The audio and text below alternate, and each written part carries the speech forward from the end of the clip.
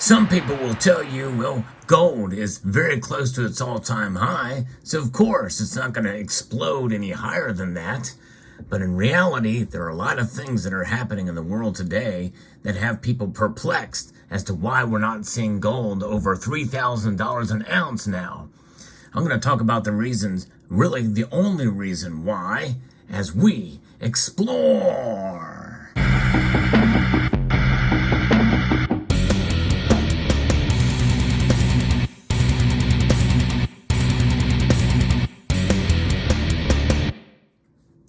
I'm going to be referencing an article here from Jim Rickards over at Daily Reckoning that talks about why gold has not exploded in price. It really comes down and boils down to one thing and one thing only. But if you enjoy videos like this where I talk about the fundamentals and about price action of gold and silver and other precious metals, I hope you will consider subscribing to the channel and pressing that thumbs up button down below and sharing the video. So the world has changed dramatically in recent years. We've had the worst pandemic since 1918. We've had which was really the third worst in the history of the world. We've had a global supply chain breakdown. Inflation has been the worst since the 1980s, despite the fact that it's come down since peaking last June. That's disinflation, by the way. And Europe is experiencing its worst war since the end of the Second World War. The kinetic war in Ukraine has been accompanied by a financial and economic war between the US, the UK, the EU, and Russia that involves extreme financial sanctions, including seizing the central bank reserves of the world's 11th largest economy. The financial war and accompanying sanctions disrupted supply chains on top of the disruptions that were already present. They still persist. And you have the world's second largest economy, China, which has locked down 50 million people in Shanghai and Beijing for months in a hopeless and misguided effort to suppress COVID. And meanwhile, tensions in the Taiwan Strait are high, with a lot of talk about a potential Chinese invasion or blockade of Taiwan. The list goes on. If gold is the ultimate safe haven for investors, and the world has been dangerously unsafe, then the price of gold must have been skyrocketing, right? Well, we know that's not the case now. And in fact, gold is struggling to hang on to its $2,000 level after gaining over $200 in the past month. And that price kind of fluctuates, pretty much every day, it seems. It's still lower than the 2070 high that we saw on August 6th of 2020. The bottom line is gold is lower today than it was 3 years ago during its all-time high. There have been some spills and thrills along the way, including 2 peaks over $2,000 and several smashes down to the 1680 range for this yellow metal. But always followed by a reversion and a persistent central tendency that hasn't moved much at all. So we're back to the original question. With all of these things going on around us, why is gold not surging past $3,000 an ounce? In fact, why is it not over $4,000 or $5,000? In fact, as Jim Rickards predicted earlier, a couple years ago, he was saying gold is going to be $10,000 an ounce. Well, we're far from that for sure. And people are questioning and scratching their heads. Why? Supply and demand conditions favor higher gold prices. Global production of gold has remained fairly consistent over the past 7 years. Over the same period, during a period when global output was flat, central banks increased their official holdings by over 6%. In fact, we've seen very high central bank demand for gold since 1967, which was the first year that the Krugerrand was released as a bullion option in the 1 ounce size, as a bullion 1 ounce gold coin, the first of its kind. China has added over 1,400 metric tons in the past 13 years. Well, that's what they officially report, but many people feel they have more than that. Russia has acquired over 1,500 metric tons over that same period. and largely preparing for what we're seeing now, I believe. I think that's kind of what China is looking at as well, too. They want to de-dollarize. That's a subject for another video, but nonetheless, other large buyers include Poland, Turkey, Iran, Kazakhstan, Japan, Vietnam, and Mexico. Central banks in the Visegrad Group, Czech Republic, Hungary, Poland, and Slovakia have also bought gold. What's curious is that individual investors in the United States still seem indifferent to gold as a monetary asset largely. And that is changing to some degree. We're seeing more and more people accumulate gold and also silver by extension. And by the way, this message does extend to silver as well, but silver is a little different animal. We're talking about the gold which is treasured, which is held by central banks and by those who largely see it as a way to protect, as a hedge against what's happening all around us right now. What's curious is that individual investors in the U.S., they are pretty much indifferent.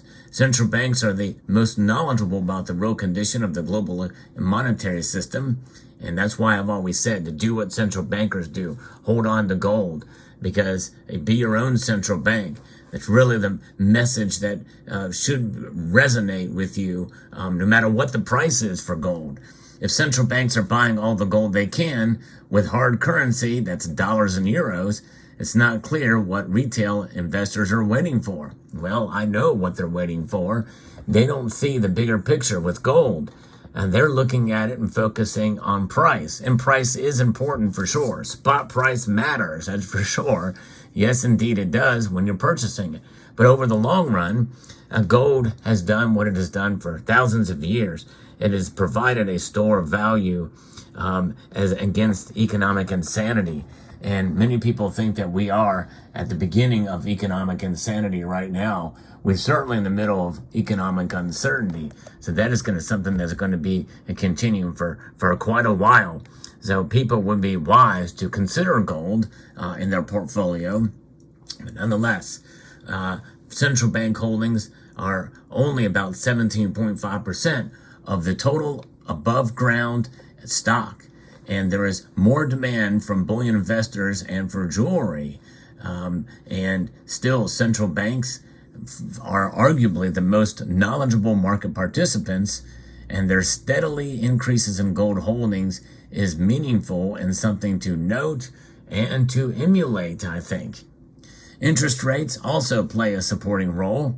Many of the directional moves in gold prices over the past 3 years have been tied to interest rate moves. The correlation is not perfect, but it is strong. The rally in gold prices in late 2020 was tied to a fall in interest rates in the 10-year U.S. Treasury notes from 1.93% on December 19th, 2019 to 0.508% on July 31st, 2020. Wow, that's a massive drop. Similarly, the fall in gold prices after February of 2021 was tied to an increase in interest rates on the 10-year Treasury notes from 1.039% on January 2nd of that year to 3.13% on May 2nd, 2022. And rates are over 3.4% now. The interest rates on the 10-year Treasury note will fall again and will continue to fall as global growth weakens. That's good news for gold investors. Short-term rates have gone up because of the Fed policy, but long-term rates will go down because investors see that the Fed will cause a recession. That correlates with higher gold prices. So while market supply and demand conditions are favorable to gold, the overall interest rate environment is also favorable to gold. But neither has seemed to have the power needed to push gold sustainably past $2,000 an ounce. However, we are getting there. For sure, in the past weeks here, we are seeing that $2,000 number more often. So the real headwind for gold, and the main reason why gold has struggled to gain traction for the past 3 years, is boom. You probably already guessed it. It is the strong dollar, king dollar. And in spite of all this talk of de-dollarization, the dollar is not going away anytime soon.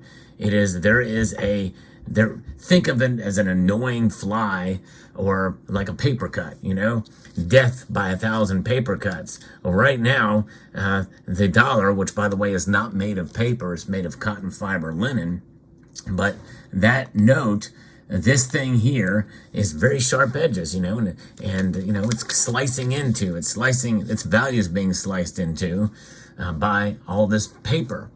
And you can interpret that in multiple different ways, but essentially, the central banks around the world, the nations, the BRICS nations, and are trying their best to de-dollarize, but they can't just do it overnight.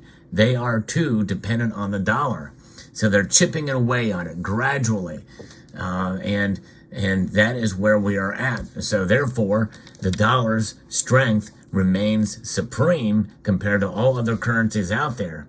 And that's even with inflation. But let's talk about this a little bit more. The dollar price of gold is really just the inverse of the strength of the dollar. And the dollar really is what drives the spot price mostly. There are exceptions to that, but that is essentially what we're looking at here. A weaker dollar remains a higher dollar price for gold. A stronger dollar means a lower dollar price for gold. It's as simple as that. It may seem paradoxical to imagine a strong dollar in the midst of all the inflation we've been seeing, but that indeed is the case. What's extraordinary over the past 3 years isn't that gold hasn't soared, it's that gold has held its own in the face of a persistently strong dollar. That is the paradigm shift way of thinking that we must be in, considering the markets, considering what's going on. Gold has held its own. That, folks, is a reason to celebrate. I agree completely with Jim Rickards on this case. It's held its own. So that leads us to the next question. What's been behind the strong dollar, and what could cause the dollar to suddenly weaken and send gold prices into the stratosphere?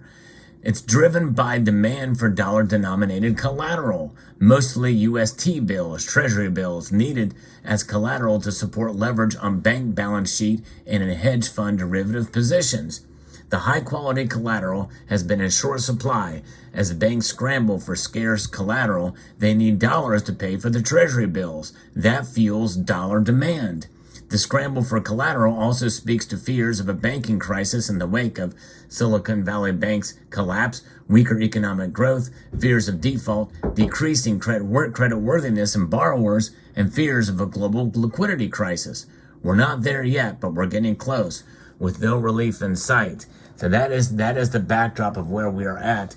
And so if one or two crises happen at the same time and start to really challenge the dollar's dominance and strength, more importantly, not necessarily dominance, then all bets are off the table for gold, and that we could see it creep up to $3,000 an ounce. Just recently I posted a video how Bank of America is saying over the next 2 years we could see $2,500 an ounce.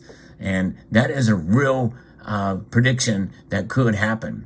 As weak growth turns into a global recession, a new financial panic will be on the horizon. At that point, the dollar itself may cease to be a safe haven, especially given the aggressive use of sanctions by the U.S. and the desire of major economies such as China, Russia, Turkey, and India, and the BRICS to avoid a U.S. dollar system if possible. But it's going to take quite a lot of time to make that happen. When the panic hits and the dollar is deemed no longer reliable, the world will turn to gold. Frustration with the sideways movement of gold prices is understandable, but behind the curtain, a new liquidity crisis is brewing. And for you silver stackers out there, silver will benefit from this too. Mark my words, it will. So hold on to your silver. And we should consider today's prices essentially a gift. And I'm not necessarily saying, especially with the prices within spitting distance of being its all-time record high, that you should just break the bank and buy a bunch of gold. But consider having some in your portfolio and buying it with a sense of not necessarily urgency, but a sense of confidence that you're doing the right thing. Let me know what your thoughts are in the comment section below. I'd like to extend a multitude of gratitude to you all for taking the time to watch this video, and to encourage you to please rate, share, comment, and subscribe.